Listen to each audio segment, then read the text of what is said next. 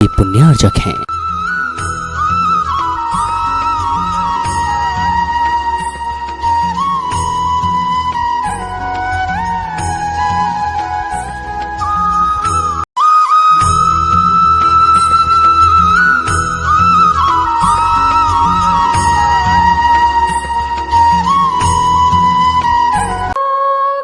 निश्चित ऐसे मुनि का मोक्ष, निश्चित ऐसे मुनि का मोक्ष। हम बोले मुनिवर की जय, मुनिवर बोले जिनवर की जय। सुखदायक जन जन नायक मंगलमय धर्मेश्वर की जय। केसलोच की विधि अनिवार्य पालन करते जैनाचार। हर्ष विषाद इन्हें कछु नाहि, केवल जैन साधु जग माहि, केवल जैन साधु जग माहि। धीर वीर गंभीर शांत गिरि सदृश आत्म निर्भर की जय। सुखदायक जन जन नायक मंगलमय धर्मेश्वर की जय। गुरुदेव सुधा सागर की जय, गिरि सदृश आत्मनिर्भर की जय। गुरुदेव सुधा सागर की जय, गुरु गौतम सम गणधर की जय। गुरुदेव सुधा सागर की जय। बोलिए सुधा सागर जी महाराज की जय। बहुत सारी अनुमोदना ढेर सारी शैलेंद्र जी और उनका परिवार आ चुका है। उनसे भी अनुरोध करेंगे शीघ्रता से पाद प्रक्षालन करें। और आज के हमारे मुख्य पुण्यार्जक पुणे का परिवार सनी, श्रेया, सुनील सभी लोग आकर यहाँ चित्र अनावरण और दीप प्रज्वलन करेंगे। आज के हरदा के हमारे अतिथि गणों से भी अनुरोध है, कृपया हमें दीप प्रज्वलन में यहाँ पर आकर सहयोग प्रदान करें।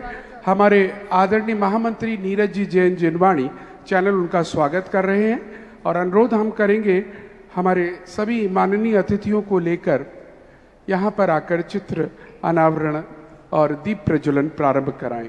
शैलेंद्र जी, आपका भक्ति कलश है, पहले आप पाद प्रक्षालन कर लीजिएगा अपने परिवार के साथ, जिनवाणी भेंट कर लीजिएगा।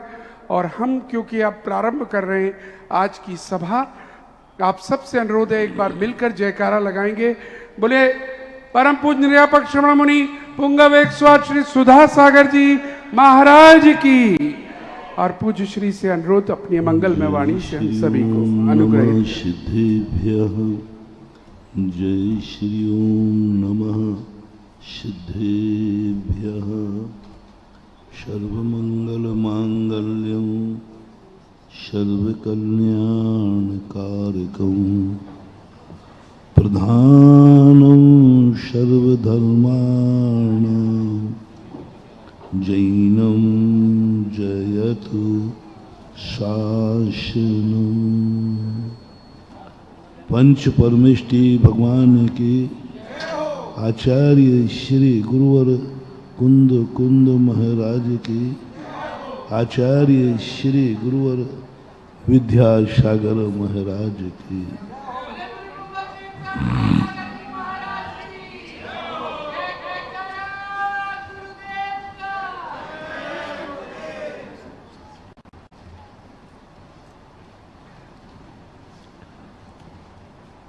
दुख की बात सुख आता है, बात समझ में आ जाती। बुरे दिनों के बाद अच्छे दिन आते हैं, बात समझ में आ जाती है।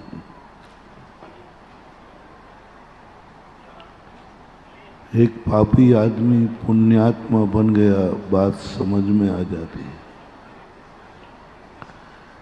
एक अधर्मी धर्मी बन गया, बात समझ में आ जाती है। एक गरीब आदमी अमीर बन गया, बात समझ में आ जाती है। छोटा आदमी बड़ा बन गया, बात समझ में आती है। ये सारी बातें विकासवाद की हैं। विकासवाद तो समझ में आता है, क्योंकि विकास सभी चाहते हैं। भगवान भी चाहते हैं कि जगत का विकास हो। हम साधु संत भी चाहते हैं जगत का विकास हो। प्रत्येक व्यक्ति चाहता है कि हमारा विकास हो। संसार में ऐसा कोई व्यक्ति नहीं है जो अपना विकास नहीं चाहता। इसलिए ये तो ठीक है कि क्योंकि सबकी चाहत है और भगवान जैसे व्यक्ति संसार का विकास चाहते हैं, तो विकास तो होना ही है, होगा ही। ये कोई आश्चर्य की बात नहीं,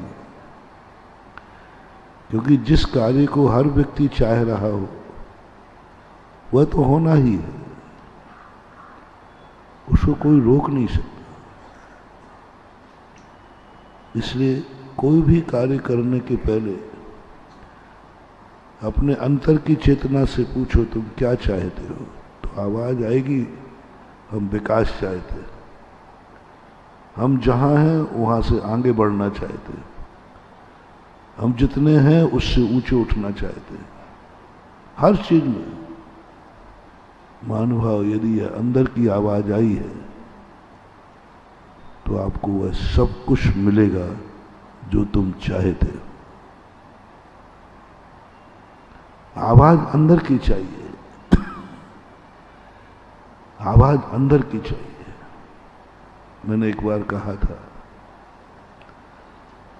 प्रातःकाल उठने के संबंध में बहुत बड़े मनोवैज्ञानिक ने लिखा है, डॉक्टर फ्राइडे, कि यदि आप पकड़ सको तो निद्रा खुलते ही प्रथम सेकंड में जो तुम्हारा भाव आया है वही तुम्हारा 24 घंटे निकलेगा। 12 घंटे पक्का है, बस वो पहले सेकंड की आवाज पकड़ना है। पहले सेकंड जब आप उठे थे तो आपके मन में क्या विचार आया था? कुछ फीलिंग अच्छी लग रही थी कि कुछ फीलिंग अच्छी नहीं लग रही थी? अच्छी लग रही थी यदि वो 1 सेकंड की बात पकड़ पाए हम। 1 सेकंड में भी कई हिस्से कर दीजिए, बहुत सूक्ष्म होता है। प्रथम पॉइंट जो होता है वो सूक्ष्म होता है, बहुत कठिन है वो। अपन को स्वयं को भी पकड़ में आना बहुत एकाग्र होना पड़ता है, बहुत एकाग्र। और उस क्षण को जब व्यक्ति पकड़ लेता है, बस वही दिन भर का निर्णय होता है। साधु संत जो तुम्हें आशीर्वाद दे देते, कभी टाल देते, आज नहीं कल देखें, कभी दे देते, कोई कारण नहीं मानूंगा। उनका जो प्रथम क्षण है वो उन्होंने आज पकड़ा था कि आज आशीर्वाद मत देना, ठीक नहीं है। वो पहला क्षण पकड़ा था। पहले क्षण में सारे दिन भर की घोषणाएं होती हैं और कई बार तुरंत दे देते हैं, क्योंकि पहला क्षण पकड़ा, कुछ अच्छा संकेत मिला था, फीलिंग अच्छी। कोई संकेत का अर्थ कोई शुभ सगुन नहीं, एक फीलिंग होती है। उठने के समय पहले क्षण में जो फीलिंग हुई है वह फीलिंग हमारी निर्णायक है। यही सोते समय अंतिम जब निद्रा लगने वाली है, अंतिम की फीलिंग आप बताओ क्या है? बस तुम्हारी रात वैसे ही निकलेगी। अंत में जब आपकी बिल्कुल निद्रा लगने ही वाली है, उस समय की फीलिंग को यदि आपने पकड़ लिया, आप देखना आपको सुबह वही समाचार मिलेगा वो रात में घटित हो गया। भय हुआ है तो कोई आपको भय का समाचार मिलेगा, कोई निर्भय, कोई आह्लाद, कोई कुछ भी चीज हुआ वो एक सबसे बड़ी चीज। प्रथम क्षण की फीलिंग पकड़ो, किसी भी चीज को मंगलाचरण क्यों करते हैं? मंगलाचरण क्या वो प्रथम फीलिंग क्या हो रही है आपको? आप घर से बाहर निकले हैं, पहले कदम की फीलिंग क्या है? पहला कदम आपकी फीलिंग क्या है? आपके अंदर की आवाज क्या है? उस आवाज को कैच करना वही हो। हम मंदिर आए हैं, मंदिर के दरवाजे पर जैसे ही प्रभु दिखा, आपकी फीलिंग क्या है? बनावटी मत करना, इसमें बेईमानी मत करना, क्योंकि ये सब कुछ तुम्हारे साथ खुद होने वाला है। बेईमानी दूसरे से करो, बात बन जाएगी, अपने से बेईमानी मत करना। अपने को मत टालने नहीं, मुझे तो बहुत अच्छी फीलिंग हुई, कुछ नहीं होने वाला है इससे। भगवान को जैसे आपने देखा, कैसी फीलिंग हुई? कैसी फीलिंग हुई? जैसे ही आपके नाम से शांति धारा की बोली टूटी, टूटते ही फीलिंग बताओ क्या हुई? टूटते ही, एक सेकंड के बाद की नहीं, टूटते ही फीलिंग क्या हुई वो कैच करो। वो शांति धारा आपको वही फल देगी जो आपके नाम से शांति धारा टूटी और आपको फीलिंग क्या हुई। तुरंत उसने 3 कहा, यहां स्पंदन होगा, नियम से स्पंदन होगा, बस वो शांति धारा तुम्हें फलेगी। वो स्पंदन हमें पकड़ना है पहले क्षण का, चाहे वो धर्म क्रिया हो, चाहे कोई भी क्रिया हो। आपने दान की बोली बोल रही है, आपके दान के 3 बोलते ही पूरी सभा को देता हूं। जैसे 3 हुआ, आपको कैसा लगा? आपकी फीलिंग बताइए। एक बोली सारी पूरी सभा को अमीर बना देगी। दान देने वाली नहीं। इसलिए मैं सदा कहता हूं कि गरीब लोगों के लिए जिस दिन बोली बोले उस दिन जरूर आना चाहिए, क्योंकि वो गरीब है, क्योंकि बोली ले नहीं पाएंगे, इसलिए जरूर आना चाहिए। बोली लेने वाला नहीं आए तो कोई बात नहीं, लेकिन नहीं लेने वाले को जरूर किसी दिन आवे या नहीं आवे, बोली बोलते समय जरूर आना चाहिए। और अमीर आदमी को इसलिए आना चाहिए कि कल भी अमीर रहना है उसे, ले या ना ले, मैं लेने की नहीं कह रहा हूं। अमीर को इसलिए नहीं बुला रहा हूं कि वो बोली ले ले, गरीब को इसलिए नहीं बुला रहा हूं कि कैसे करके वो गरीब बोली ले ले, क्योंकि आफत का मारा है, संकट का मारा है, परेशान है, वो बोली ले लेगा नहीं। मैं तुमसे कभी भी भगवान का और निजी स्वार्थ रख के मैं कभी उपदेश नहीं देता। मैं बताया था मैंने एक दिन कि मेरे गुरु ने बिहार करते समय सन 1986 में एक मंत्र दिया था, निजी किसी भी आशीर्वाद देते समय निजी स्वार्थ नहीं रखना, सामने वाले का हित मत विचारना, जाओ सफलता तुम्हारे रास्ते में बिछी मिलेगी। क्या शब्द का रिपीट? निजी स्वार्थ नहीं रखना और सामने वाले का हित। इसलिए मैं कभी भी कोई उपदेश देता हूं, आप लोग भले कुछ अर्थ लगाएं कि महाराज उपदेश इसलिए दे रहे हैं, दान पर उपदेश दे रहे हैं, पूजा का उपदेश दे रहे हैं, साधु भैयावृत्ति पर उपदेश दे रहे हैं, आहार दान का उपदेश दे रहे हैं, बिहार का उपदेश दे रहे हैं, तो आप लोगों की तुरंत थिंकिंग जाएगी क्योंकि जो जैसा है वैसे ही सोचेगा। लगता है अब महाराज जी को देखो, अब महाराज जी मालूम इसलिए क्यों कह रहे हैं, इसलिए कह रहे हैं। अब मालूम महाराज जी क्यों कह रहे हैं, क्योंकि अब तीर्थ क्षेत्र बनना है ना, इसलिए महाराज अब दान की कहेंगे। देखना मंदिर में अभिषेक करने वाले बहुत कम है ना, अब महाराज आएंगे तो बढ़ाएंगे।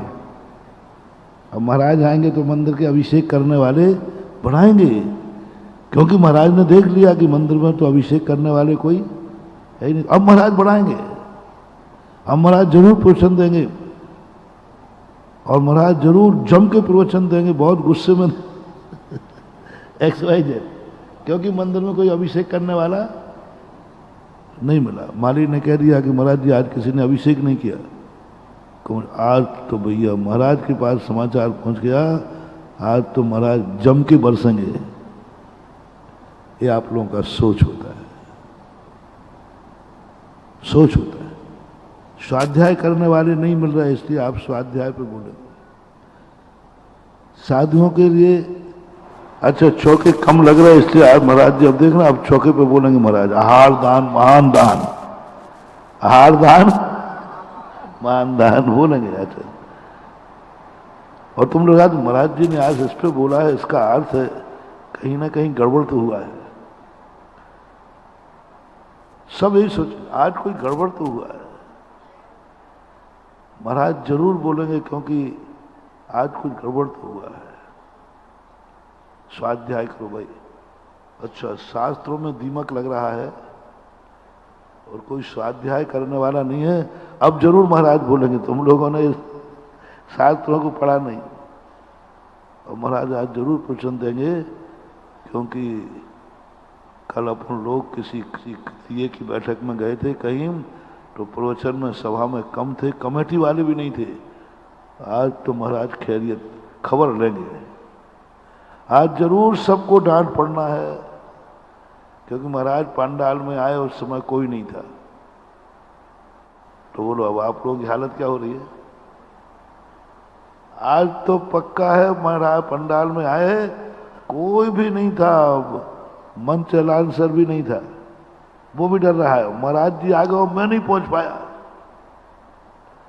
अब तो भैया आज तो मामला नहीं मान पाओ, बिल्कुल सोच तुम्हारा गलत है, 100% सोच गलत है, 100% सोच गलत है। मेरा सोच तो एक ही होता है कि यह मौका तुम 5 मिनट लेट हुए हो, 5 मिनट की कमाई तुम्हारी कम हो गई, इसका मुझे लोभ जागता है। मंदिर में अभिषेक करने वाले नहीं हैं, इसलिए मैं कभी अभिषेक को नहीं बुलाऊंगा। भगवान से मैंने कह दिया, भगवान ज्यादा मत समझना कि मैं आपके अभिषेक करने वाला बुला लो, आपके लिए तो मैं एक बूंद पानी नहीं डलवाऊंगा। आपका अभिषेक नहीं हो गए तो हमें कोई दर्द नहीं है, मैं कभी दुखी नहीं होता। कोई कहता महाराज भगवान का अभिषेक नहीं हुआ, बन के नहीं हुआ, क्या फर्क पड़ता है, क्या फर्क पड़ता है, नहीं हुआ तो नहीं हुआ। महाराज जी अभिषेक नहीं हुआ तो कुछ क्या हो गया, नहीं हुआ तो नहीं हुआ। महाराज जी मंदिर में अभिषेक करने वाले नहीं है तो नहीं है, नहीं है तो क्या हुआ। भगवान का अभिषेक नहीं हुआ तो क्या हुआ, कौन से भगवान को गर्मी चढ़ गई।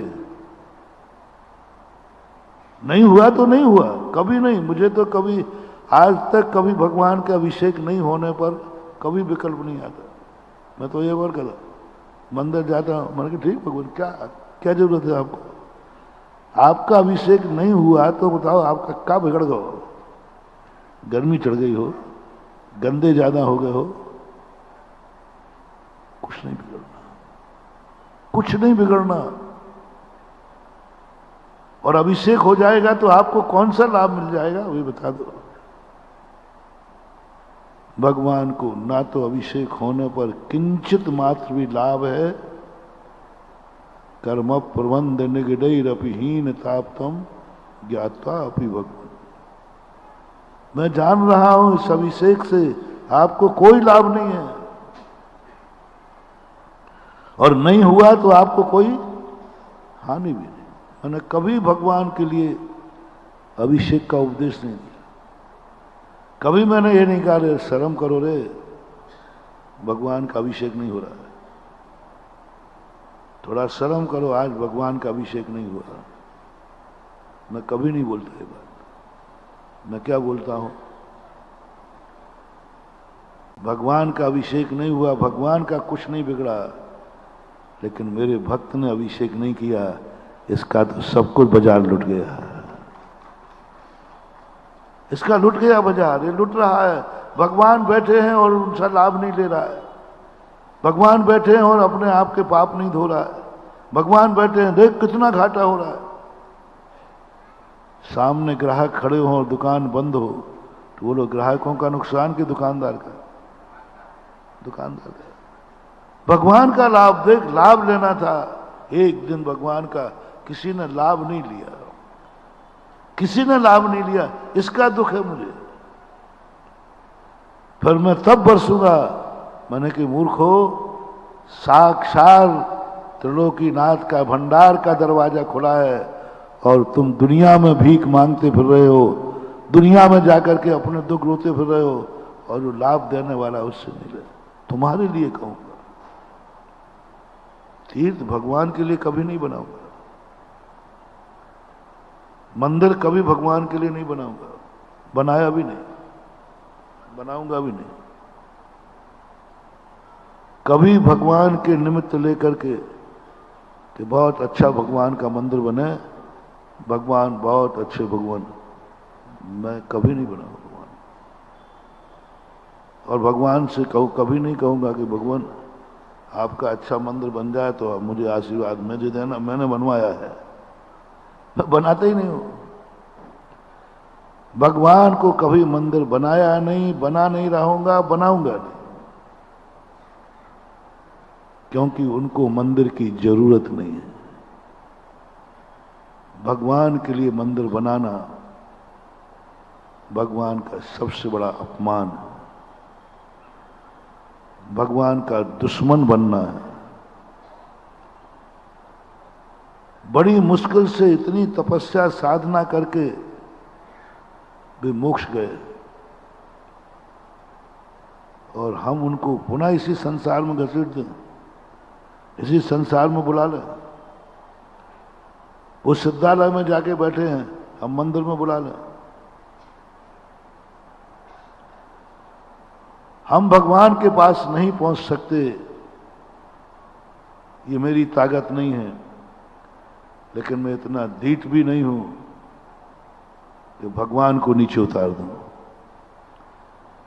बड़ा आदमी ऊंचे बैठा है, मैं उस ऊंचाई पर नहीं पहुंच सकता, ठीक है मेरी ताकत नहीं है, लेकिन इतना निकृष्ट भी नहीं हूं कि ऊंचाई पर पहुंचने वाले को नीचे उतार दूं। क्यों? भगवान को मंदिर की जरूरत कहां है? बोलो, भगवान मंदिर में सुखी है या सिद्धालय में? भगवान की बात बताना, हमारी तुम्हारी नहीं। भगवान इस संसार में सुखी था या सिद्धालय में? सिद्धालय। हम उसके सुख को क्यों मिटे, क्यों नकारें? भगवान मैं आपके लिए मंदिर बना रहा हूं, आओ। वो आएंगे भी नहीं। तो कहते तुम मुझे सिद्ध महल छोड़ करके इधर बुला रहा है, मैं नहीं आने वाला, आते भी नहीं। लाख उपाय करना महान, बहुत बड़ा मोटिवेशन दे रहा हूं। भगवान अपने लिए कभी इस दुनिया में नहीं आएंगे, वो खुद के लिए। कितनी अच्छा मंदिर बना दो, वो उस मंदिर का आनंद लेने के लिए नहीं आएंगे, वो अपने लिए कभी आएंगे ही नहीं। इसलिए मैंने कहा जब आप आओगे नहीं तो हम बुलाएंगे भी क्यों? अपना निमंत्रण कार्ड बेकार जावे, निमंत्रण कार्ड बेकार जावे, क्योंकि आपको क्या करूं बुला के? तो फिर ये मंदिर किसके लिए बन रहा है? वो फिर ये पंचकर्मा क्यों कराता है? फिर क्यों कहता है भगवान आओ विराजो, इस भगवान विराजो? सूर्य मंत्र क्यों देता है? फिर क्यों बुलाता है साक्षात जिनेन्द्र देव इस मूर्ति में विराजमान हो? फिर क्यों लिखवाता है फलाने जिनेन्द्र देव का मंदिर? मैंने कि भगवान सुनो, आप सर्वज्ञ भगवान हो तो हो, लेकिन हम भी कम ज्ञानी नहीं हैं। हमारी बात आप नहीं समझ पाओगे, आपकी बात हमें समझ में नहीं आती कुछ भी। भगवान आपकी बात हमें समझ में नहीं आती, हमारी बात, आपने देखा बड़ों को, बालक को बड़ों की बात समझ में, तो बालक कहता है हमारी बात भी तो तुम्हें समझ में नहीं आती। कितने बार है अपन बच्चों की बात नहीं समझ पाते। अब बच्चा कुछ कह रहा है, अपन समझ नहीं पा रहे क्या बात कह रहा बच्चा। पालने में पड़ा रो रहा है, वो कुछ कह रहा है, पर अपन को समझ में नहीं आ रहा कि क्या कहना चाह रहा है। अब देखो कितनी बड़ी बात है, बड़े आदमी की बात छोटे को समझ में नहीं आए, ये बात समझ में आती है, लेकिन छोटे की बात बड़े को समझ में नहीं आए, ये बात समझ में नहीं आती। और होता है ऐसा, अपन ने खुद देखा, कोई छोटे मोटे बच्चों की बात अपन नहीं समझ पाते, नहीं समझ पाते। बच्चा बच्चा है, बच्चे की बात बच्चे ही जानता है। तो मैंने कहा भगवान आपकी बातें हमें समझ में नहीं आती, लेकिन आप भी समझने का प्रयास मत करना, हमारी बात आपको भी समझ में नहीं आएगी, क्योंकि हम बच्चे हैं, हम बालक हैं, आप बहुत ज्ञानी हैं, आप बहुत सर्वज्ञ हैं। हाँ, कई बार ऐसा ध्यान रखना, बड़े बड़े जोड़, बड़े बड़े वैज्ञानिक भूल जाते हैं। एक संस्मरण आ रहा है, एक सांख्यिकी करके एक विषय होता है, स्टैटिस्टिक्स है तो ना, उसमें मोड मीडियम मीन निकाला जाता है। तो उसका जोड़ आ रहा था 14, 6, 20, 14, 6, 14, 6 कितने हुए? 20। और देखो पूरे एक सर थे बहुत बड़े, उसके कई सालों से पढ़ा रहे थे। उस दिन 14, 6, 21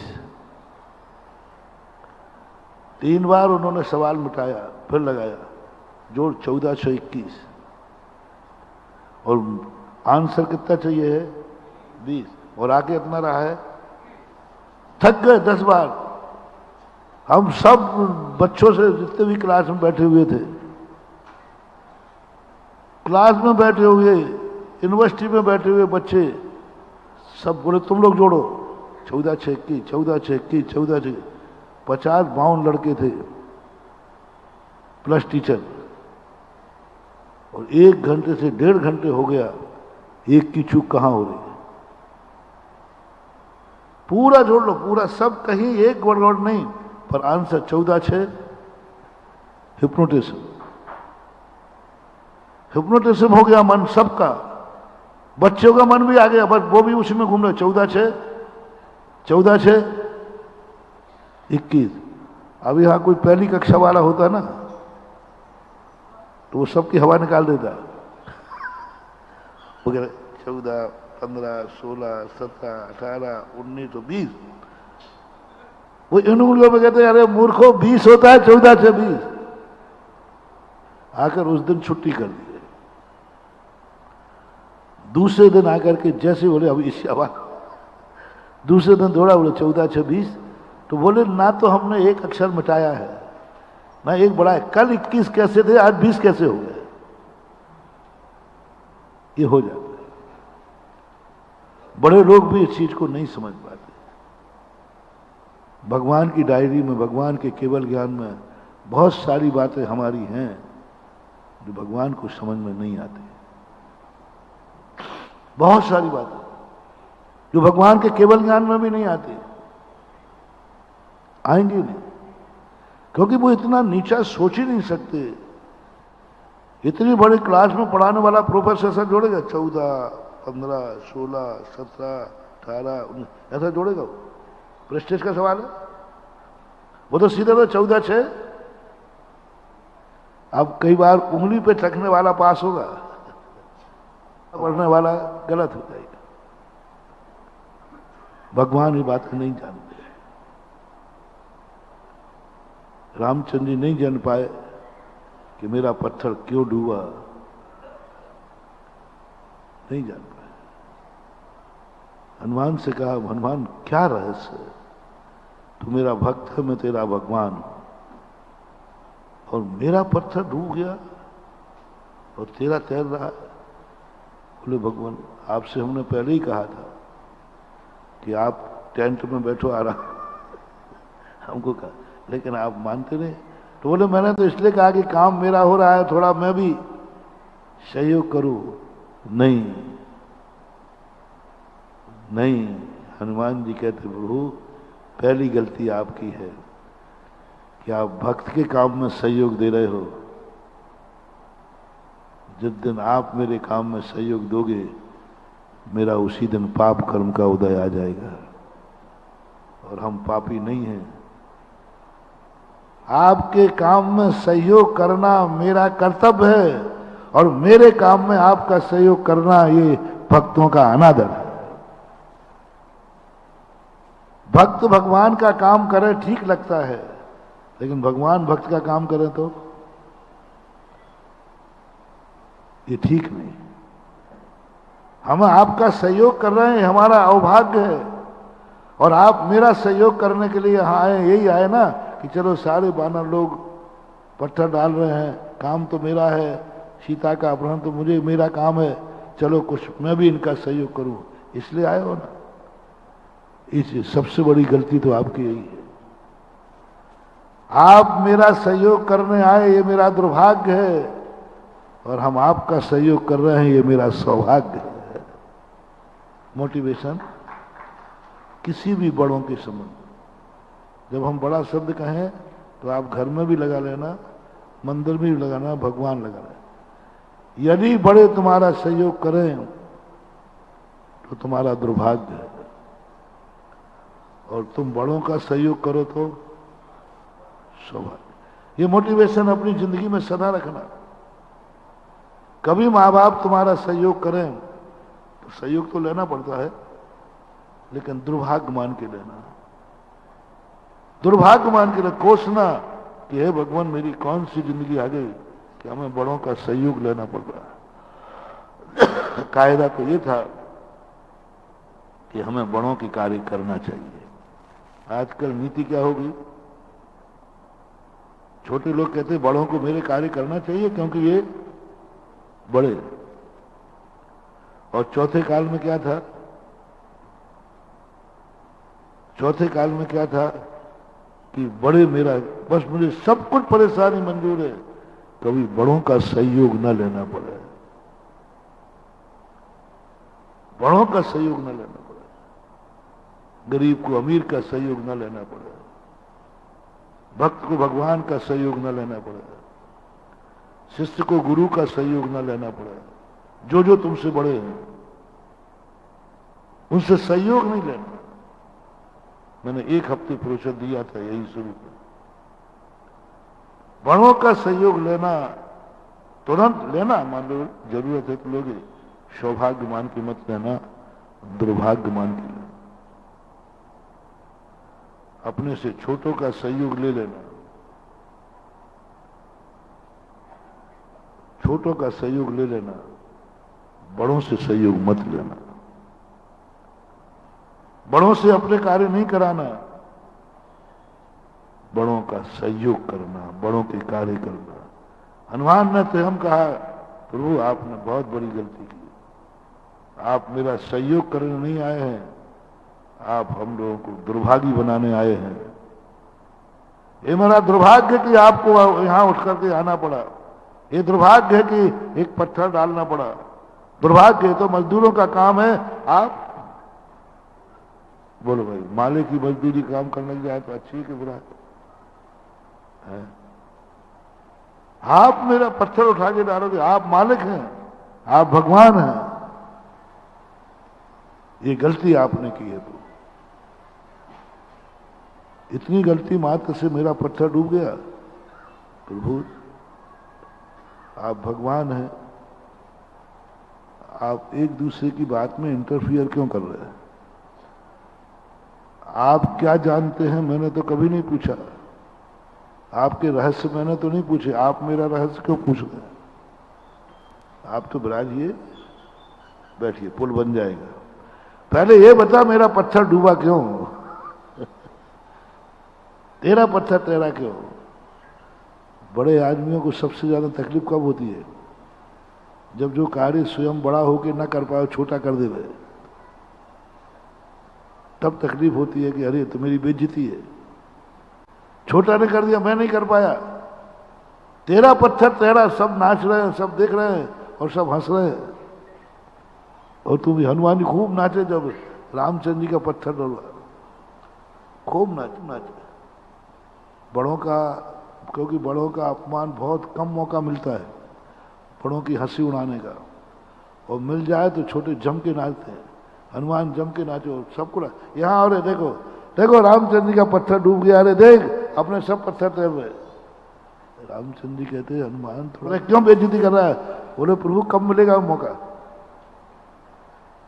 हमारे तो मौके हमेशा ही बड़े रहते हैं क्योंकि हम तो छोटे आदमी हैं, आपका मौका कब मिलेगा? ऐसा थोड़ा नाच लेने दो बड़ों की, थोड़ा दिखा देना सबको, सबको दिखाया, सब इकट्ठे कर देखो रामचंद्र का पत्थर वो डूब गया और अपने पत्थर तैर रहे।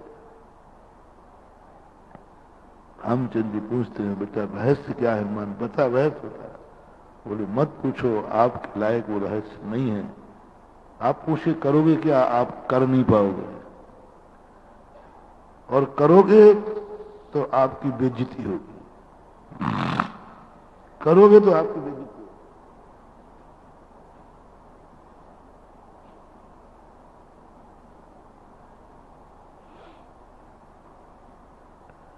जो मैं कर रहा हूं मेरी इज्जत बढ़ रही है, और आप कर नहीं पाओगे, और करोगे तो आपकी बेइज्जती होगी, आपकी भगवत्ता पर दूषित हो जाएगी, और दुनिया तुम्हें भगवान कहना छोड़ देगी,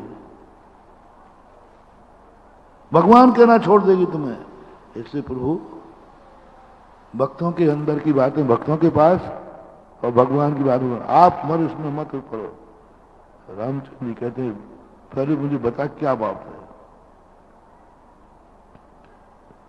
धीरे से रामचंद्र जी के कान में कहते हैं प्रभु जो पत्थर आपके हाथ में आया हो, प्रभु क्या, और प्रभु ही खुद छोड़ रहे हो उसे, तो तैरेगा क्या खाक? डूबेगा नहीं। तो भगवान के हाथ में जाकर के भगवान खुद छोड़ रहे हैं, भगवान के पास पहुंच गया, हाथ में पहुंच गया, और भगवान उसको छोड़ रहे हैं। और जो भगवान के पास से छूटेगा, जो भगवान से छोड़ेंगे, उसका डूबना तो निश्चित है। भाग्य तो देखो उसके कि आपके हाथ में पत्थर आ गया, और दुर्भाग्य तो देखो भगवान ही उसको छोड़ रहे। रामचंद्र जी कहते हाँ तेरी बात में दम है। अब और ये और बता दे, तेरा पत्थर तेरा क्यों? मेरा डूबा तो ये तो समझ में आ गया, तेरा डूबा क्यों? बोले भगवान नहीं बताऊं तो? वो तो बताना तो पड़ेगा, बताना तो पड़ेगा। बोले भगवान सुनो, मेरे पत्थर पर, हर पत्थर पर प्रभु का नाम लिखा है श्री राम, और जिस पर राम का नाम लिखा हो वो पत्थर डूब नहीं सकता, और जो राम के हाथ से छूट रहा है वो कभी तैर नहीं सकता। भगवान लिखो अपना नाम, लिखो अपना नाम, लिखो अपना नाम लिखो, या फिर मेरा नाम लिखो। तो मेरे नाम का पत्थर तो तैरने वाला है ही नहीं, और आप खुद अपना नाम लिखिए ना। मैं सारे जगत को कहूंगा रामचंद्र जी अपना स्वयं का नाम लिख रहे हैं श्री राम। हमारे यहाँ नैतिकता है, स्वयं का नाम, जब बच्चों से नाम पूछते ना तो बोले तेरे पिताजी का क्या नाम है? श्री श्री। अब स्वयं का पूछो तो बोलो क्या नाम बताओगे? बोलो मनोज तुम्हारे पिताजी का क्या नाम क्या था? हैं? श्री बोलोगे कि नहीं? क्यों यूं बोल दो कि चंदा बाबू? नहीं, थोड़ा अच्छे से बोल भाई, अच्छे बाप था। पक्का? अब श्री शब्द मम्मी का नहीं लगाया था, श्री शब्द उनके पापा ने नहीं लगाया था, लेकिन बेटे ने लगाया। क्या चंदा बाबू के पापा ने श्री पे लगाया था, मम्मी ने लगाया था, श्री किसने लगाया? बेटे ने। यह है पूजा, यह है सम्मान, जो कोई नहीं लगा। बोल, अब उस उन्होंने खुद पूछते कि आपका नाम क्या है, तो श्री चंदा बाबू बोलेंगे। स्वयं ने भी नहीं लगाया, बाप ने भी नहीं लगाया, मां ने भी नहीं लगाया, बेटे ने कहा श्री। यह है बाप की पूजा, यह है पूजा। अब तुम्हारा नाम क्या है? श्री बोलो ना, श्री श्री 2-3 बार लगा लो। बाप के साथ एक श्री तो बेटा के साथ 3 श्री, श्री श्री। लोग पागल कहेंगे, देखो पागल हो गया। लिखिए, आप पूजा कीजिए, आप खुद की पूजा कीजिए। पहली बात तो राम ही लिखिए आप अपने आप का। चलो राम फिर भी लिख दोगे, दस्तखत तो करोगे, श्री लिखिए आप, श्री राम लिखिए। और राम लिखने से पत्थर नहीं ठहरेगा, ध्यान रखना भगवान। श्री राम लिखने से ठहरेगा। आप श्री राम लिख के बताओ, और फिर मैं सारी दुनिया को विज्ञापन करता हूं, रामचंद्र जी ने भैया अपने नाम लिखा है श्री राम। कोई अपना नाम पूछ बताए, मेरा नाम श्री फलाने चंद है, तो लोग उसको ज्ञानी समझेंगे कि अज्ञानी? अपने नाम के आगे कभी श्री शब्द नहीं लगता। गजब, हमारे इतने बड़े बड़े आचार्य हुए, इन्होंने कभी आचार्य शब्द का प्रयोग नहीं किया। 90%, एक आध दो को छोड़कर कभी प्रयोग नहीं किया आचार्य। कभी नहीं लिखा उन्होंने आचार्य कुंद कुंद, आचार्य समंतभद्र। मैंने आचार्य जी की किताब में देखी, उन्होंने नाम विद्यासागर तो लिखा है, लेकिन आचार्य विद्यासागर नहीं लिखा, किसी ने भी नहीं लिखा। आचार्य कुंद कुंद, आचार्य समंतभद्र लिख देते। समंतभद्र, ना आगाड़ी है ना पिछाड़ी है, ना महाराज है ना जी है, कुछ नहीं, सीधा समंतभद्र स्वयं ने। इसमें कोई चमत्कार नहीं है, समंत्र भद्र में चमत्कार नहीं है महानुभाव, कुंद कुंद में चमत्कार नहीं है। अब देखना, मैं चमत्कार लगा रहा हूं। परम पूजनीय श्री समंत्र भद्र महाराज, अब पूजा, अब वो पूज्य हो गया, अब वो पूज्य हो गया। क्या लग गया? श्री लग गया, पूज्य लग गया, XYZ कोई शब्द लग गया, जी लग गया। अपने नाम से बोलो, चलो श्री मत लगाना, मेरा नाम का बोल दो मनोज कुमार जी है, जी बोलो ना। जी बोलने में क्या आपत्ति है? नहीं बोलो। जी बोलोगे तो अपवाद है, श्री लगाओगे तो अपवाद है, और श्री और जी नहीं लगेगा तब तक चमत्कार होने वाला नहीं है। हनुमान लिखिए साहब, श्री रामचंद्र जी। रामचंद्र जी कहते, कैसा पागल, मैं श्री कैसे लगाऊंगा अपने नाम के आगे? तो भगवान श्री लगाए बिना तैरेगा नहीं, क्योंकि पूजा और पूज्य, जब तक पूज्य पूजक भाव नहीं बनेगा तब तक पत्थर नहीं ठहरेगा, और स्वयं पूजक और स्वयं पूज्य कभी हो नहीं सकता। पूज्य पूजक भाव बनाओ, आप बनाइए पूज्य पूजक भाव, लिखिए श्री राम इसके ऊपर, सारे जगत को दिखाऊंगा, सारा जगत गए रामचंद्र जी इतने उतर गए। स्वयं की पूजा स्वयं कैसे लगेगी? जैसे मैं ही खुद करूं अपनी पूजा, वो कैसे करूं? बनेगी नहीं।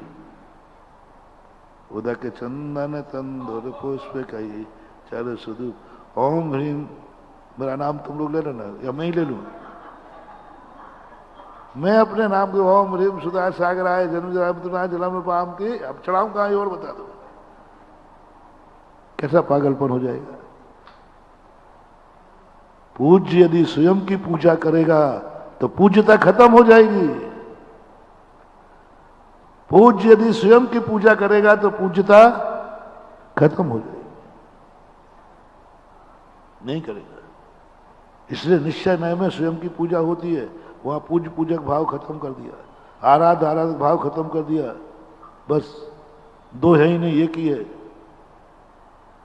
पूज्य पूजक भाव में चमत्कार है, पूज्य पूजक भाव में अतिशय है।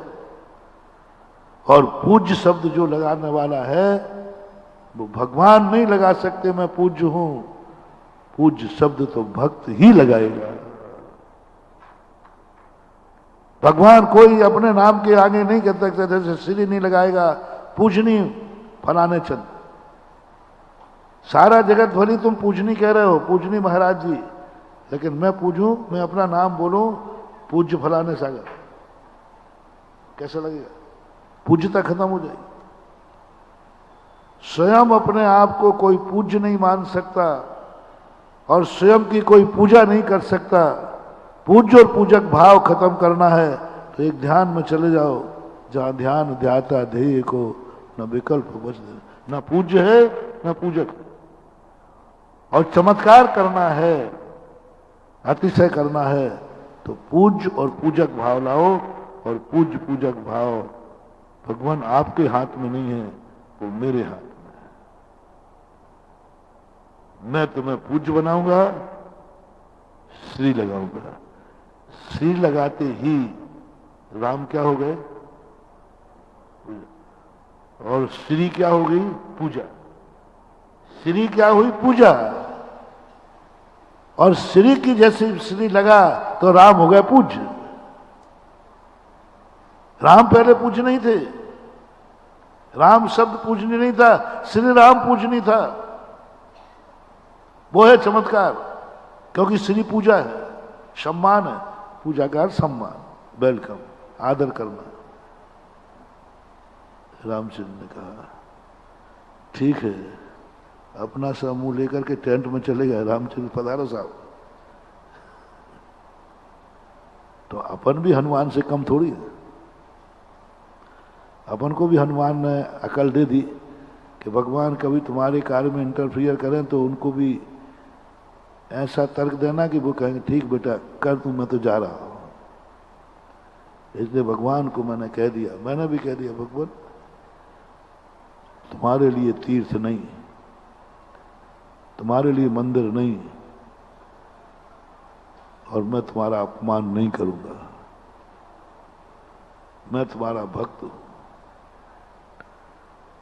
मैं इतना स्वार्थी नहीं हूं कि आप नीचे आ जाए। वहां आप बोर हो रहे होंगे अकेले, भगवान यहां आ जाओ थोड़ा सा। नहीं, फिर क्यों मंदिर बना रहा है? क्यों तू मंदिर में बुला रहा है पंचरण करके? क्यों सूर्य मंत्र देकर कहता है भगवान आओ साक्षात जन्मबिंब विराजो विराजो? यहां हम कहते हैं, दो विरोधी बातें सामने आ रही। भगवान को बुलाऊंगा नहीं, भगवान के लिए, भगवान के लिए मंदिर बनाऊंगा नहीं, भगवान के लिए कभी दान कराऊंगा नहीं, कुछ भी नहीं कराऊंगा भगवान के लिए, मेरा नियम है।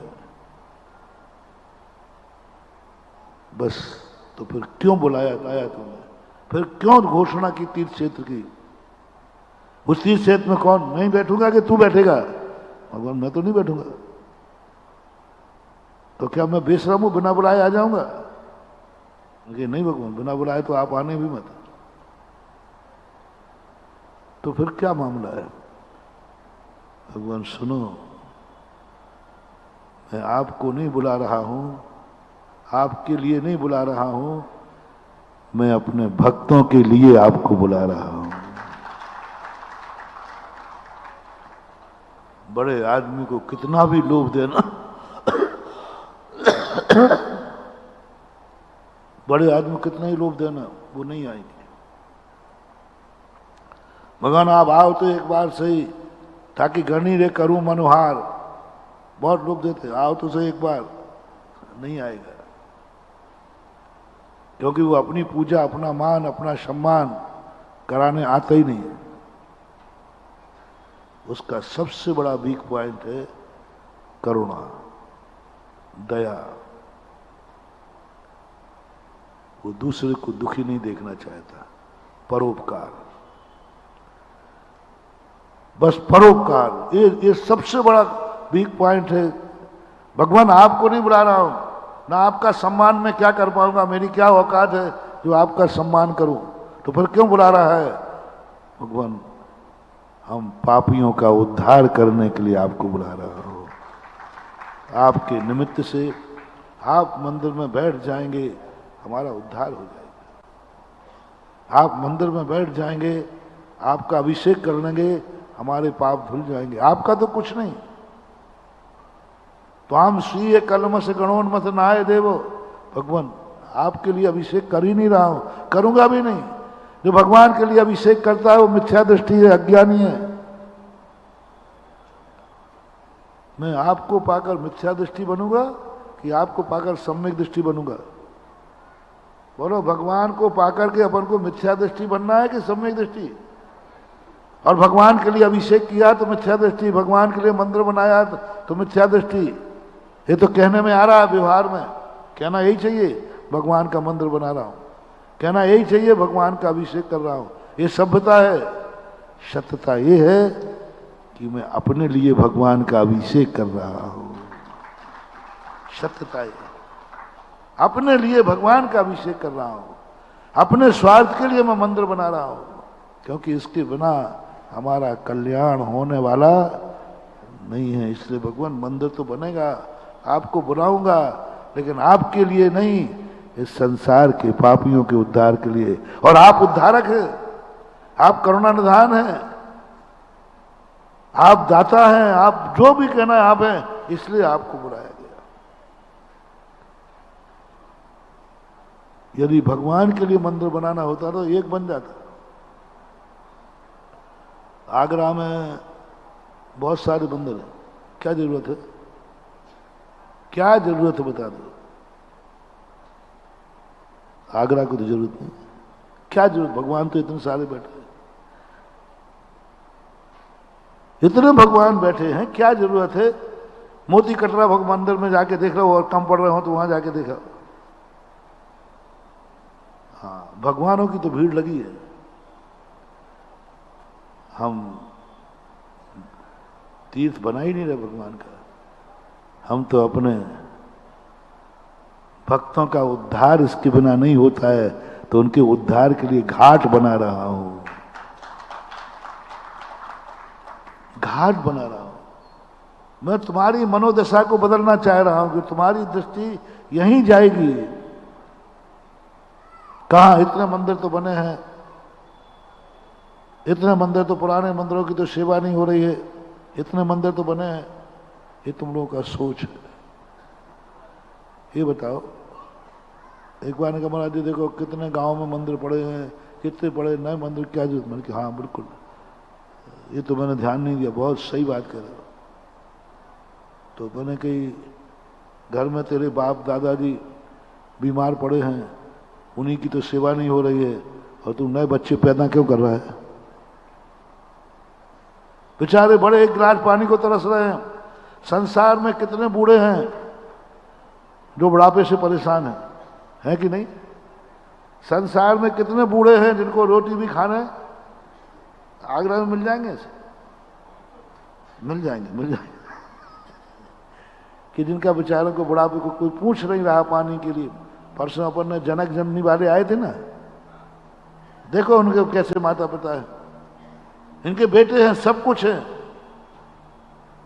और कोई उनको पूछ नहीं रहा दवाई के लिए, कोई रोटी के लिए, कोई पानी के लिए, कुछ नहीं पूछ रहा है। ऐसे कितने माता पिता दुनिया में होंगे? बोलो कितने होंगे? सैकड़ों नहीं, कितने ऐसे होंगे माता पिता जो दुखी होंगे? तुम लोगों को शर्म नहीं आती रे? इतने बूढ़े दुखी हो रहे हैं, जिनको पानी नहीं मिल रहा है, और तुम नई संतानें पैदा करने में लगे हो। आज से कोई भी नई संतान पैदा नहीं करेगा, सब लोग बूढ़ों का इंतजाम करेंगे, सब लोग बूढ़ों का इंतजाम करेंगे। बूढ़ा जब तक नहीं मरे, जब तक उसकी बढ़िया समाधि ना हो जाए, तब तक कोई बच्चे पैदा नहीं करेगा। प्रस्ताव पास। 3 शर्तें। पहली बात, बूढ़े की सेवा करो। बूढ़ा जब तक जिंदा है तब तक बच्चे पैदा नहीं, क्योंकि बूढ़ा दो की सेवा करोगे तो पहले अच्छी तरह बड़े की सेवा करो, फिर जब वो बूढ़ा मर जाए फिर बच्चे पैदा करने की सोचना। नहीं, फिर नहीं सोचना पड़ोसी का बाप जिंदा है अभी। सारे दुनिया के बाप जब मर जाए तब नई संतान पैदा करना शुरू करना चाहिए। प्रस्ताव कैसा रहेगा?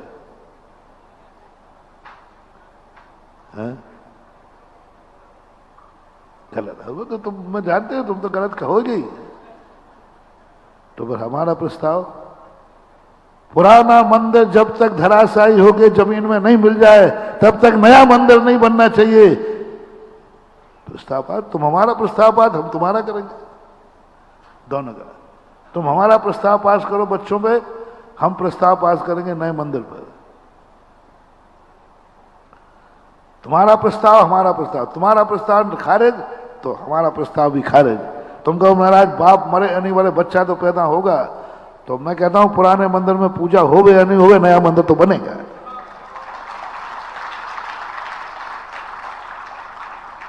बाप मरे या न मरे, उसको सेवा होवे या न होवे, लेकिन कौन दंपति है जो नहीं चाहेगा?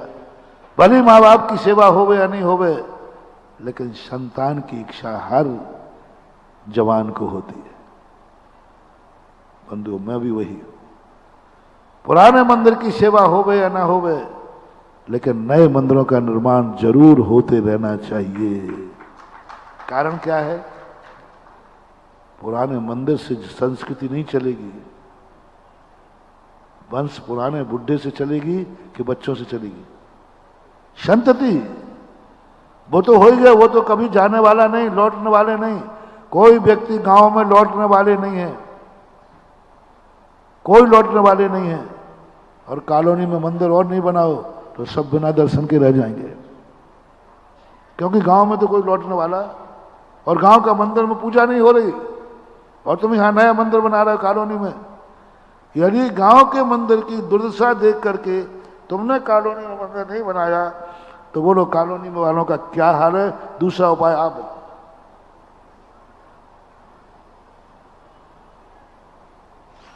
दूसरा उपाय आप बताओ।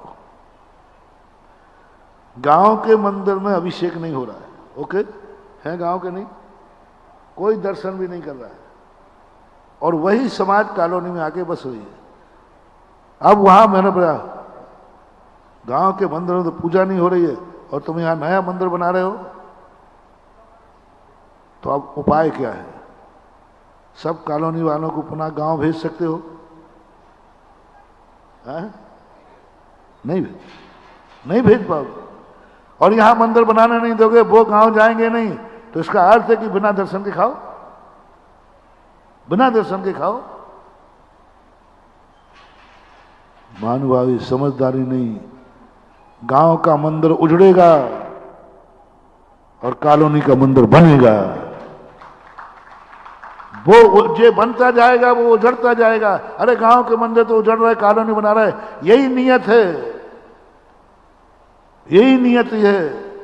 गांव का मंदिर उजड़ता जाएगा और कॉलोनी का मंदिर बनता जाएगा, ये संस्कृति है। यदि गांव में बना यहां बनाओगे तो वो उजड़ जाएगा, उसको तो उजड़नी है।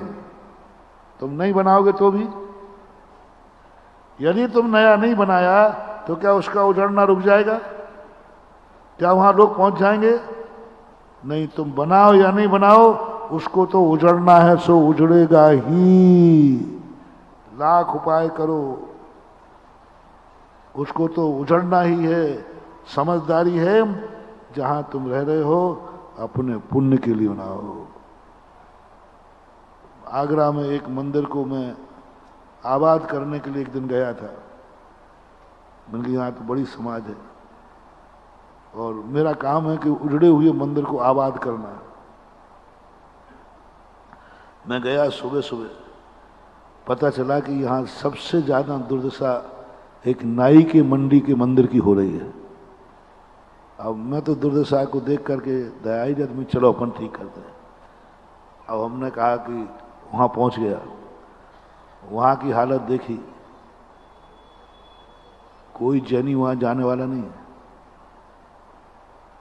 मुश्किल से 2 किलोमीटर है। कौन जैनी नाई के मंदिर में जाने वाला? मंदिर उजड़ रहा है, मंदिर में कोई अभिषेक करने वाला नहीं। एक सामने घर है, मंदिर के कारण रुका है, यदि तुम मंदिर उठा लो तो वो भी भाग जाएगा। कोई नहीं बचा वहां। और नाई की मंडी एक बहुत अच्छी मंडी थी। ये जितने यहाँ चेहरे दिख रहे हैं ना, इनमें ज्यादा ये बहनारा ये सब वहीं के। मोटिया जी तो हैं ही, ये बहनारा जी तुम लोग सब वहीं के हो ना, सब वहीं बाप दादे रहे। अब उस नाई की मंडी का मंदिर उजड़ रहा है, जाओ उसको ठीक करो। और ठीक जब होगा जब सब लोग यहां से खाली करके नाई की मंडी में पहुंचे।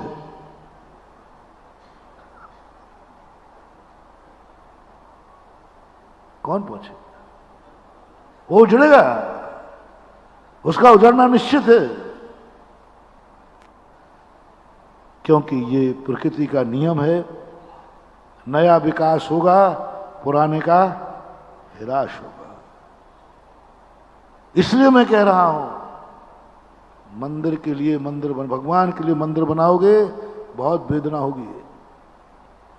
तुम नया मंदिर नहीं बनाओगे, पुराने मंदिर की दुर्दशा पर रोना आएगा। पुराने भगवान के मंदिर को देखकर रोना आएगा। तुम भगवान का मंदिर बनाओगे तो, भगवान के लिए मंदिर बनाओगे तो रोने के अलावा कुछ हाथ नहीं लगेगा। वो जीर्ण शीर्ण होता रहेगा, तुम मरते रहोगे, तुम रोते रहोगे, रोते रहोगे, कोई हाथ लगने वाला नहीं। और मैं वो तरीका ढूंढता हूं जिसमें रोना ही नहीं पड़े, तुम रोते रहो। मैं नाई की मंडी में जाके मैं बिल्कुल नहीं रोया। मोटिया जी कह रहे थे, महाराज जी कोई उपाय बताओ, हम भी जैसे ऋषि मंदिर के कारण टिके हैं, कोई वहां उनका कोई वो स्थान है व्यापार का। हर व्यक्ति की यही थी, महाराज कोई उपाय बताओ। तो मैंने धीरे से कहा कि क्यों ना सब लोग लौट के आ जाए। उन्होंने यहां मोटरसाइकिल भी नहीं आवे, वो ये घटिया सी पड़ती है। यहां महाराज हम लोग आएंगे, तब क्या करें? तुम यहां आओगे नहीं तो बस एक ही उपाय बचा है, भगवान को उठा के ले चलो, उठा के ले चलो। क्यों? लोग कहते महाराज शिखरबंद मंदिर है, इतना बड़ा मंदिर बना है, अब गांव में से कैसे उठा के लाऊं? मैंने कहा कि इसलिए मुझे दर्द इसलिए नहीं होता है क्योंकि हमने भगवान के लिए मंदिर बनाया ही नहीं था। भगवान के लिए मंदिर बनाया होता तो दर्द होता। हमने तो मंदिर अपने लिए बनाया था, तो जहां हम जाएंगे वहां भगवान को ले जाएंगे, क्योंकि वो मेरे लिए। अब दर्द नहीं होगा, मेरे लिए मंदिर है, चलो भगवान। बोले क्यों ले जा रहा है? बोले आपका मंदिर नहीं है भगवान, आपके लिए नहीं बना था, आपके लिए मंदिर नहीं बना था, मंदिर तो हम लोगों के लिए बना था। तो जहां हम वहां तुम, जहां तुम वहां मैं नहीं। ये ताकत मेरी नहीं है। देखना भक्त की बात, जहां तुम वहां हम। अच्छा तो यही है ना, अच्छा यही ना भगवान, जहां तुम वहां हम। एक नारा देते अपन सारे जगत को। पहले आगरा से प्रस्ताव पास करते, और आगरा में 90% किसी न किसी गांव से आए। कमला नगर में सब बाहर के, नई कॉलोनी सब कम। तो अपन तो, और तुम्हारे पूर्वज जहां भगवान थे, बस अपन एक प्रस्ताव, जहां भगवान वहां हम, जहां भगवान वहां हम। ये बात तुम्हारे बस की बात नहीं, हम तो करते हैं। फिर भी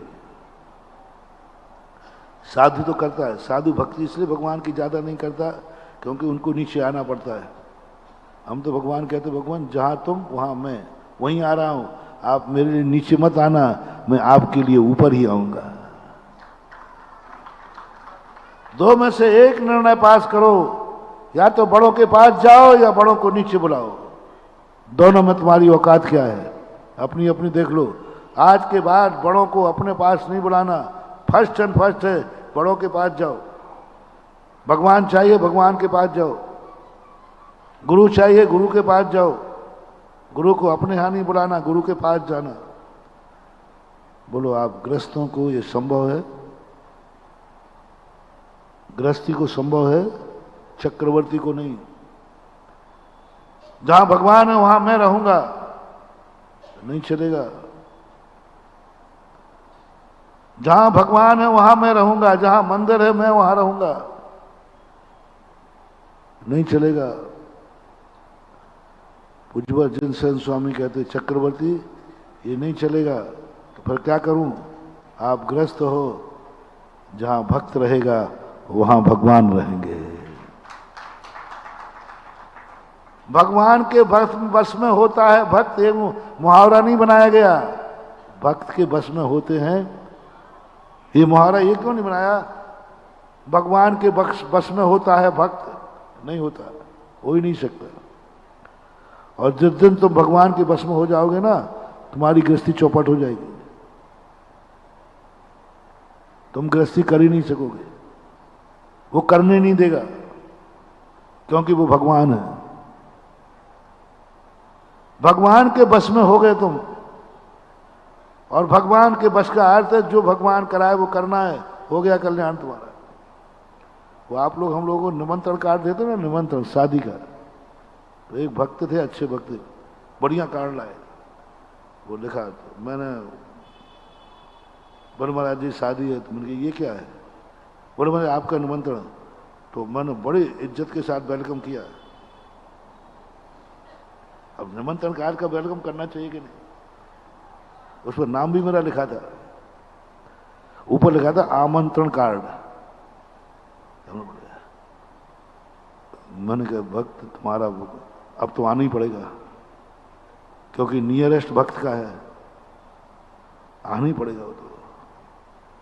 वैसे मेरे पास टाइम तो नहीं है, व्यस्त हूं, लेकिन भक्त के कार्यक्रम है और वो बुला रहा है भक्ति से, तो अब समय निकालना ही पड़ेगा।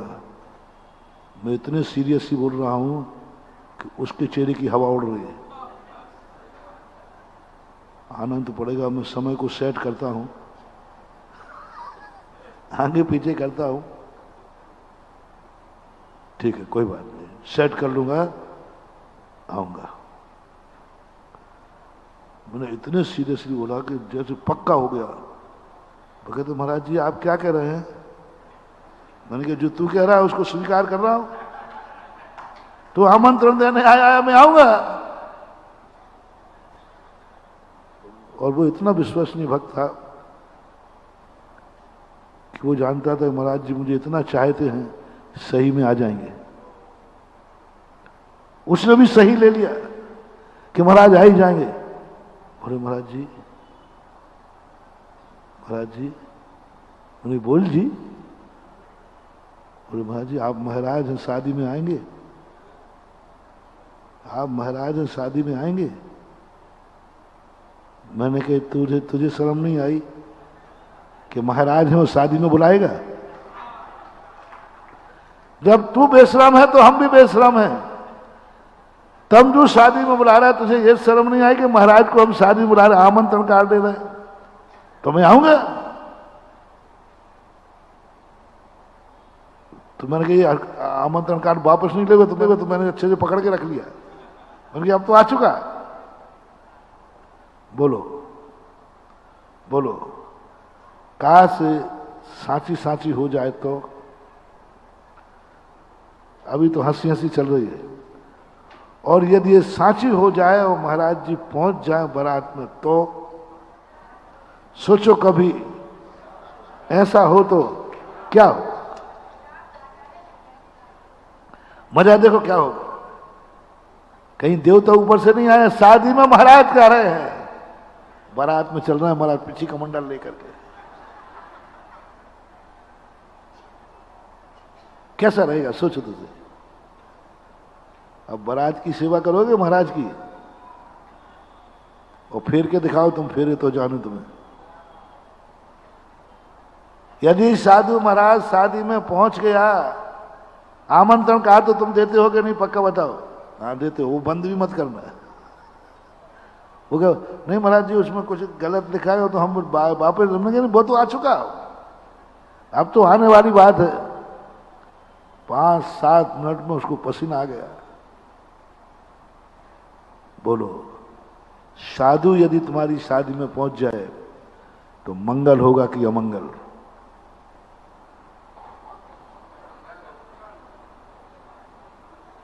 सोच लो। मैं देखो, मैं होगड़ बाबा हूं, एक आध बार कर ही दूंगा, फिर बाद में मत कहना कि महाराज जी क्या मंगल होगा कि अमंगल। तुम्हारी हिम्मत हो तो शादी करके दिखाओ, फिर वहीं मारने पर मैं बैठूंगा,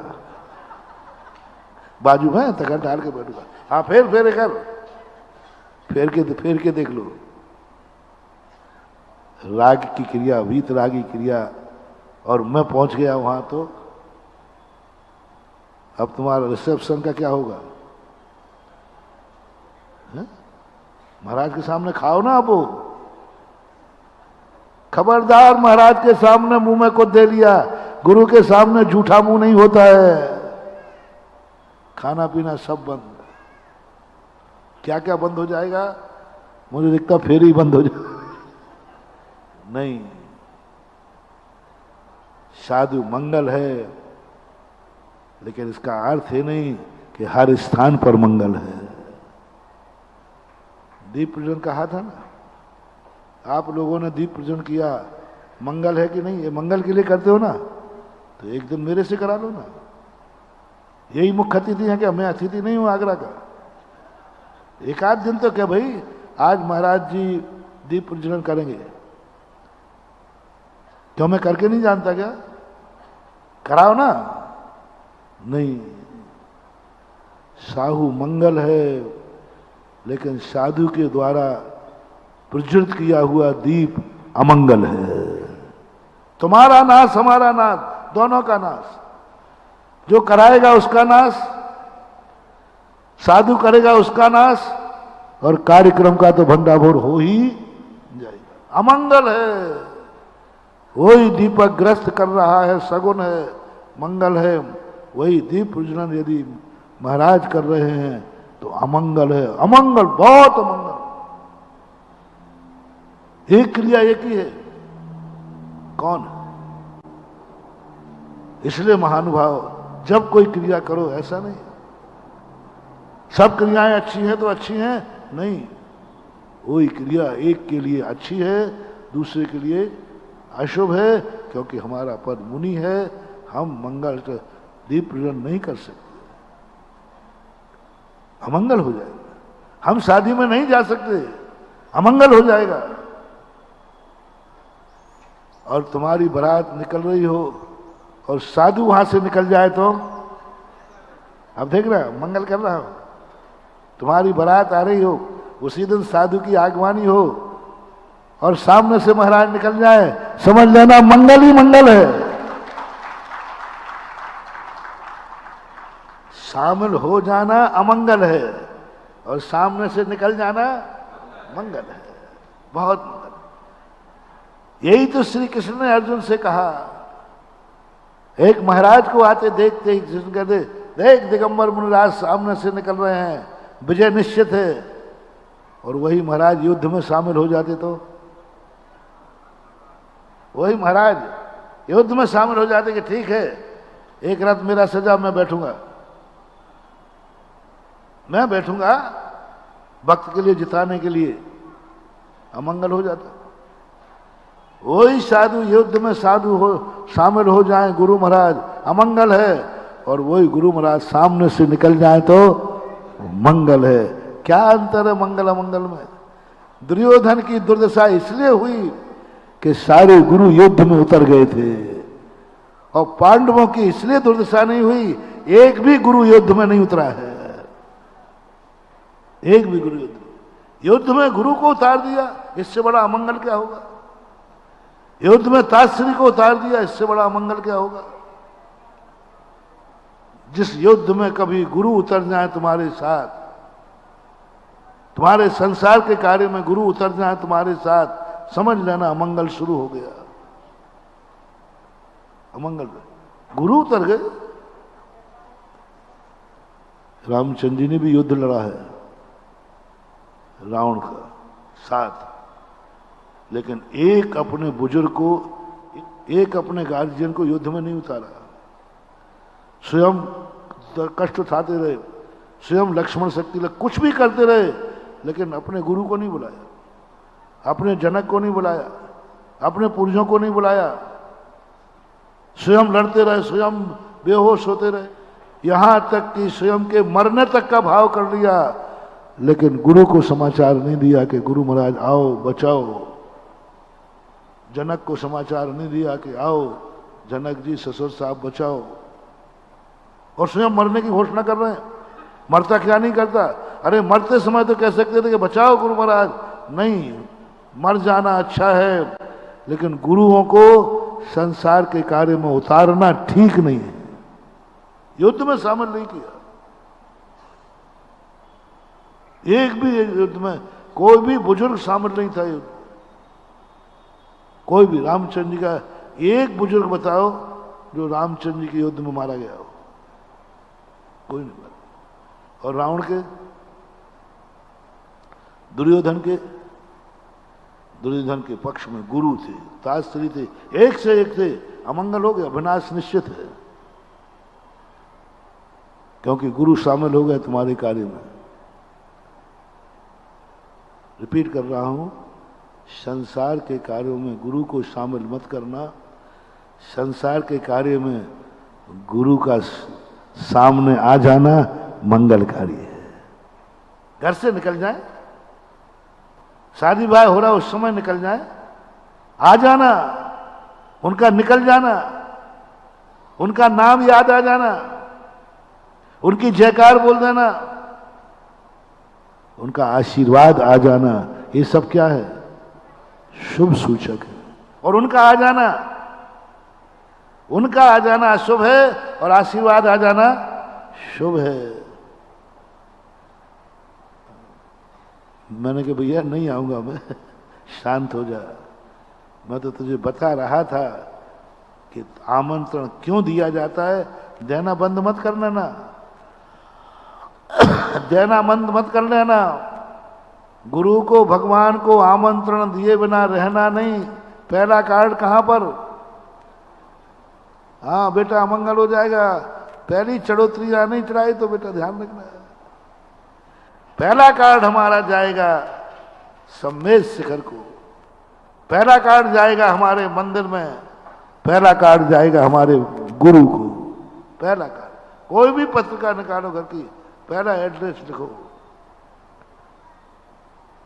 आमंत्रण कार्ड तो जाएगा, लेकिन वह ध्यान रखना महाराज आना जावे। कैसा झूठा पाखंड है, जब बुलाने नहीं तो आमंत्रण कार्ड क्यों? बोले यही तो रहस्य है। इसको मात भक्त समझता है, भगवान नहीं समझते, गुरु नहीं समझ पाएंगे कि जब तू मुझे आने की मना कर रहा है महाराज आ मत जाना, तो फिर आमंत्रण कार्ड क्यों? बोले आमंत्रण कार्ड तो दूंगा, आमंत्रण कार्ड तो दूंगा, लेकिन आ मत जाना। आमंत्रण कार्ड तो दूंगा, अनादिकाल से दिए जा रहे हैं, दे रहे हैं और देते, लेकिन आ मत जाना। कौन समझेगा इस रहस्य को? भगवान के भी समझ में नहीं आएगी, भक्त समझता है, भक्त समझता है। गुरु को आमंत्रण देने का अर्थ, गुरु का क्या आएगा? आशीर्वाद आएगा। गुरु अदृश्य होके आएंगे, दृश्य होके नहीं आएंगे। गुरु की एनर्जी आई, सब कुछ भक्त जानता है, भगवान को भी जानना मुश्किल पड़ती। इसलिए मैंने कहा कि मैं भक्तों के लिए मंदिर बनाता हूं। पुराना मंदिर उजड़े तो उजड़े, नया मंदिर भक्त का। पुराना मंदिर किसने बनाया था? बोलो दादाजी ने, मान लो दादाजी ने।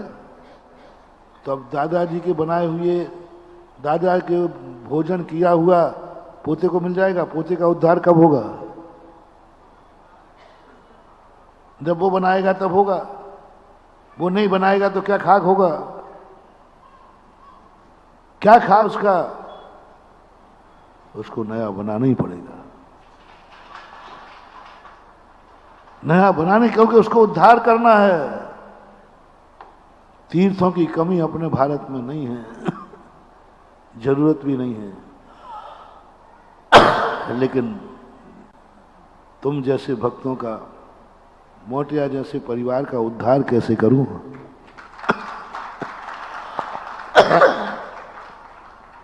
पुण्यानुबंधी पुण्य, पुण्यानुबंधी पुण्य जब उदय में आता है तब कहीं ये निमित्त मिलते हैं, तब कहीं ये भाव आता है। कोई ना कोई का, आगरा का कोई ना कोई जागा है, कोई ना कोई जिंदगी में तो कमाते रहे, सब चाहे पाप में आया पाप। मैंने कल शाम को ही पूछा था ना कि 90 साल से 100 साल मान लो, 90, आगरा वालों ने कौन सा बड़ा कार्य किया है? बोलो, कोई कार्य नहीं। 90 साल से कमाई की है कि नहीं? तो कमाई का हिसाब दो, कमाई का हिसाब दो। 90 साल की कमाई का हिसाब कमाया है कि नहीं? हर साल कमाया है, हिसाब दो। और 90 साल से कमाया वो पैसा कहां गया, इसका हिसाब दो। कितना कमाया है और कहां गया है? क्या 90 साल पहले की पूरी कमाई अभी तुम्हारे पास रखी है? कहां है बोलो, कहां है? कोई भूत चाट ले गया क्या? कोई भूत उड़ा ले गया? 90 साल से कमा रहे हो, कहां है 90 साल की कमाई? पहला हिसाब दो। हर व्यक्ति, आज होमवर्क है पूरे आगरा के जैनियों को, 90 साल से तुम्हारे बाप दादों ने, तुमने कमाया है कि नहीं, वो हिसाब दो। फिर दूसरा हिसाब मांगता हूं, इतनी सारी कमाई कहां गई? कहां गई बोलो? 10-25 निकलेंगे, महाराज हमने एक फार्म हाउस खरीद लिया, हमने एक जमीन खरीद ली, हमारे पास सोना चांदी रखा है। कितने परसेंट लोग निकलेंगे? 10, 20, 50%। सारे लोग कहां हैं? कमाई कहां गई? कहां गई कमाई? मंदिर में तो गई नहीं, दान में तो गई नहीं। आगरे का दान 90 साल का उठा लो, कितना है? चलो सारे भारत में भी दिया होगा, कितना से दिया होगा? 0.11% दान नहीं निकलता है। चातुर्मास को ले लो, सबसे बड़ा चतुर्मास हो रहा है, सबसे बड़ा, सबसे महंगा शाही चतुर्मास। कितने परसेंट लोगों का दान है बोलो? आगरा के हिसाब से कितने परसेंट लोगों का दान है?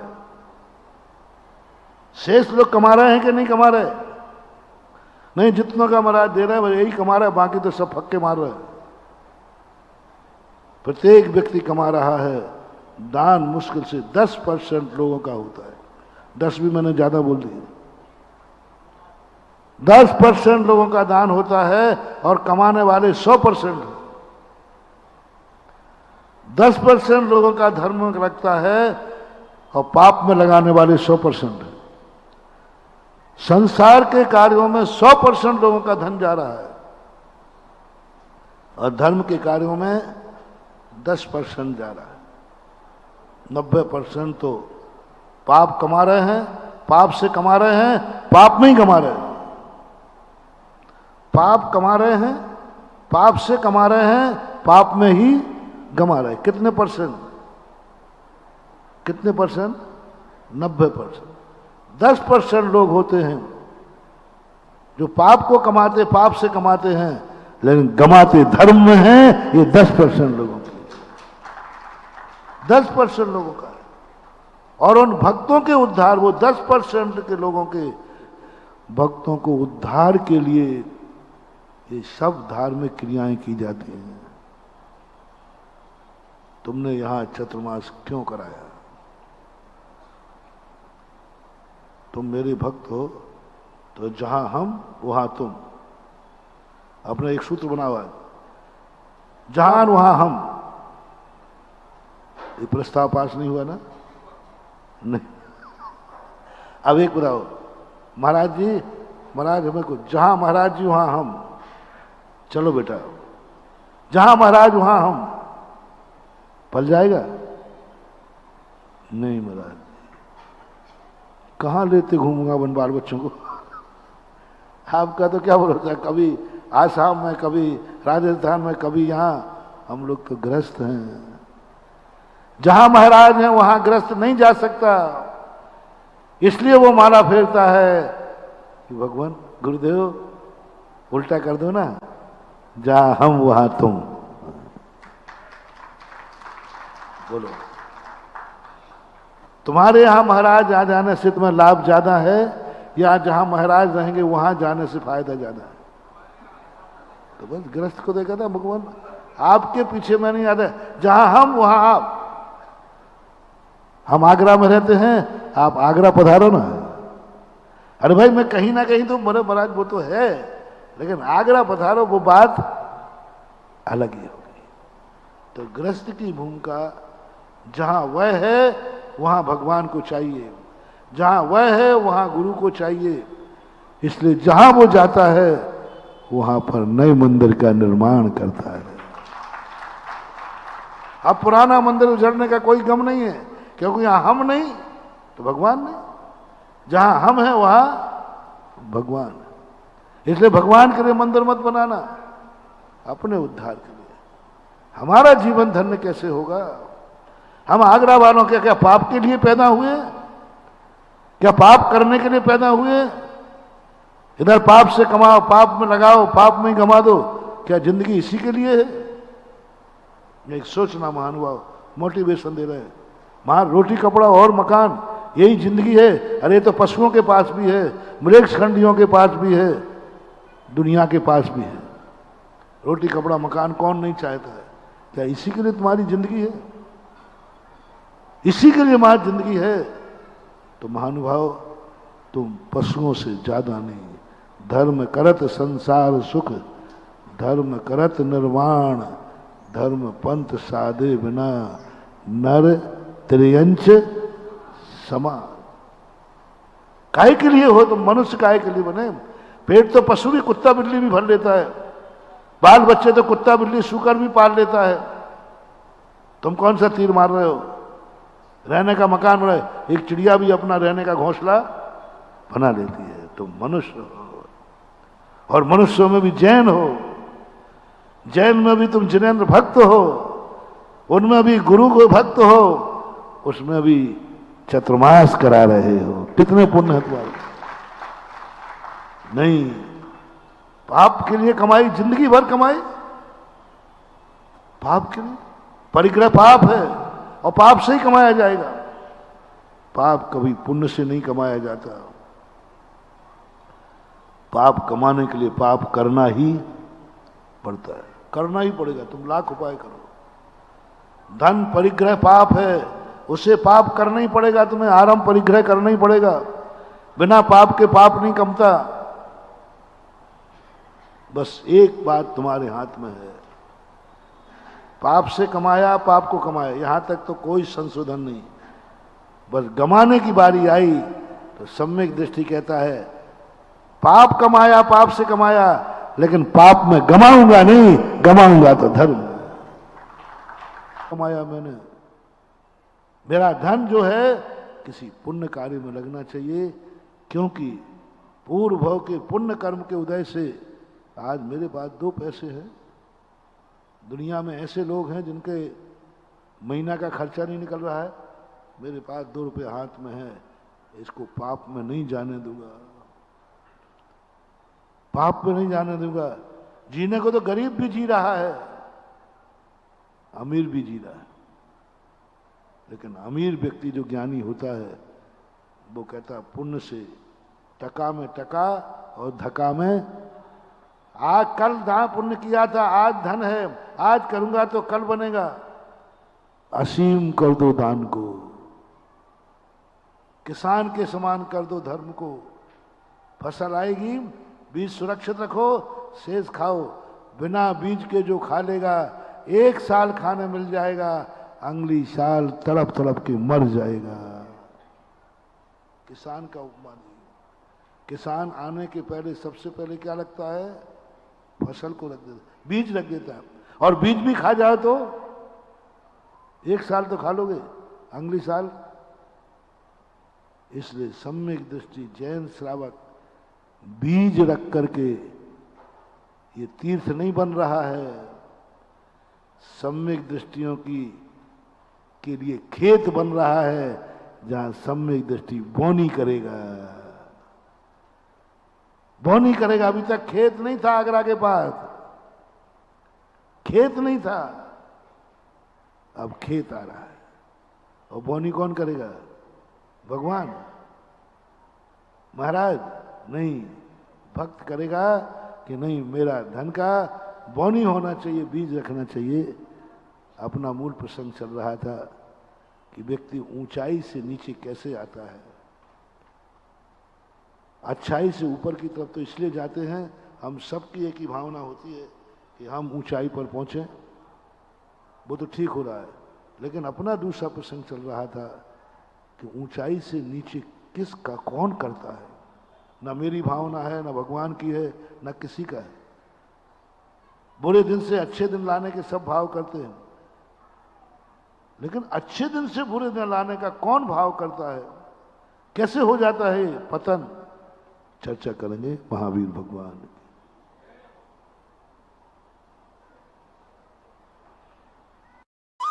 इस कार्यक्रम के पुण्यार्चक थे